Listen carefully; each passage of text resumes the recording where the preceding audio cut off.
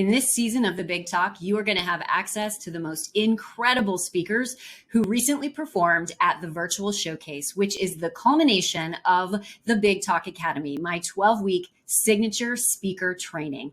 Be sure to watch every single one of these speakers in this series because they are all equally as inspiring, entertaining, and powerful. And by sharing their important messages, they can change and even save a life. Enjoy.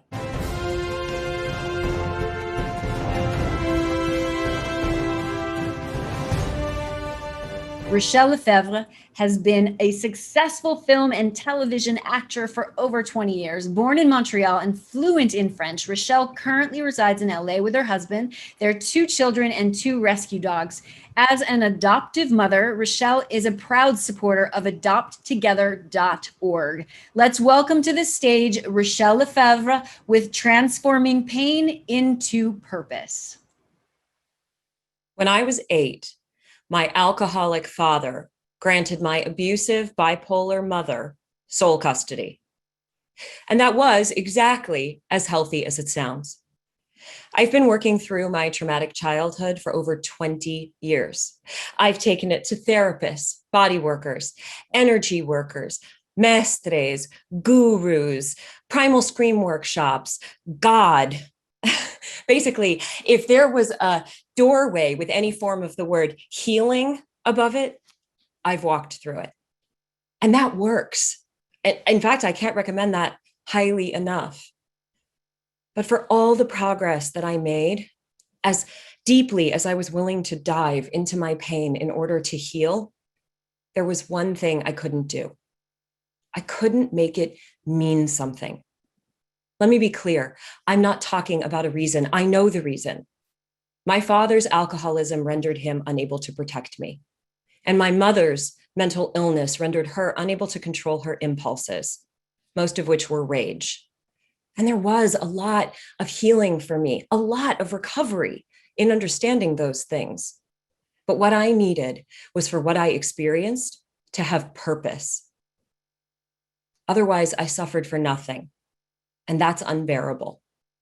Try telling a terrified 10-year-old whose mother has just dragged her to a cramped closet and locked her in there for 2 hours that it was because sometimes sick people make really bad decisions. No, that little girl is still inside me, and she needs more than that. An explanation, no matter how truthful, isn't enough. She needs meaning, and I couldn't find it for her. Then one day I went to lunch with a woman that I'd only met about a week before. It was one of those, beginning of friendship lunches where you got along making small talk at the thing, but now you're face to face in front of chicken salad and you have to really suss each other out. After a bit of, where'd you go to school? Do you have any brothers and sisters?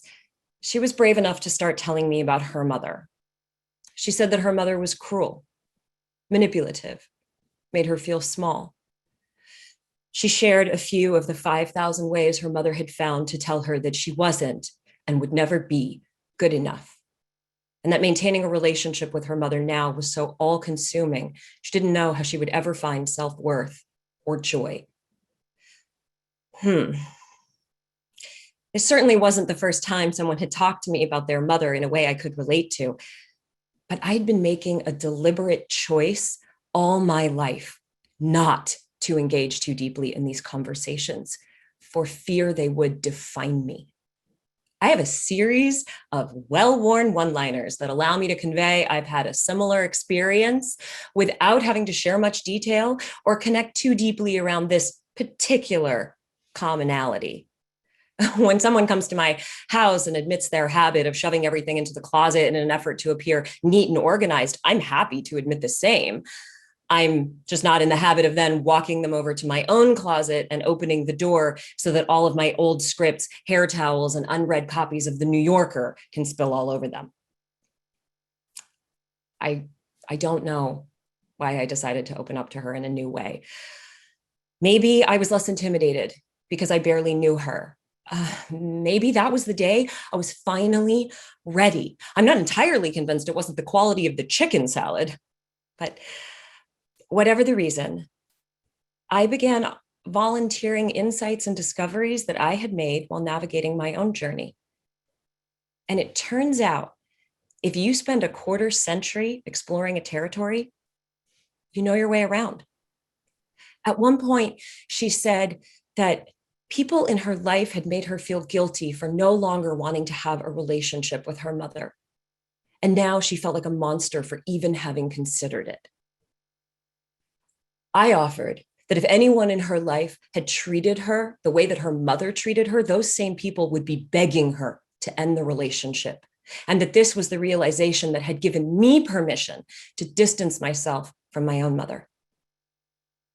I watched as her shoulders lowered and she slowly exhaled. She said, "Thank you. No one's ever said that to me before." And in that moment was the meaning I'd been looking for.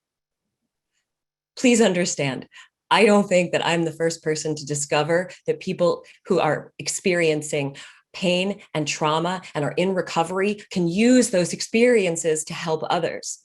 I just didn't think this applied to me.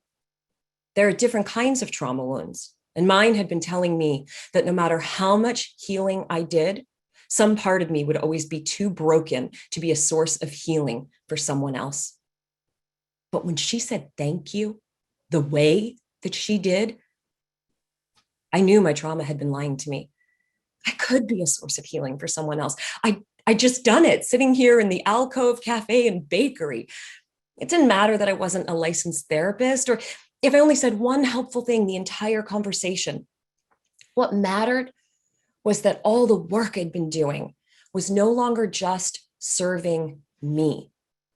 The purpose that I so desperately needed my pain to have never emerged because I only thought about surviving my pain. I only thought about finding ways to live with it without being trapped in it or defined by it. But when I was able to take what I'd learned and pass it on to someone else, I created an offering. I'd given it meaning. If this woman who was suffering found even a moment of relief that came from what I went through, it wasn't for nothing. I was no longer just surviving my pain. I was transforming it. Now, I would love to tell you that that one experience meant that I now moved through the world in this new way, just transforming my pain with everyone I met, like some kind of emotional alchemist. But change is hard, even the good kind. That's why I'll never stop walking through those healing doorways. I'm still getting comfortable sharing my story and offering what I've learned. Sometimes all we can do is manage our pain enough so we can function. And if we manage that, we get full credit because that's a lot. But when we find capacity to move beyond that place, we can transform our pain into an offering that can leave other people feeling seen, less isolated, and just maybe give them the courage they need to do the work required to heal. It is in being a source for others that I am continually finding my own healing. If you desire to be on the virtual showcase stage, hop on over to thebigtalkacademy.com and register now for my 12-week signature speaker training, where you can become certified by the Big Talk Academy and perform on my virtual showcase stage. And if you haven't yet subscribed, go ahead and hit that subscription button and notification bell, and definitely share your thoughts in the comments. I will respond to each and every one of you. Big love.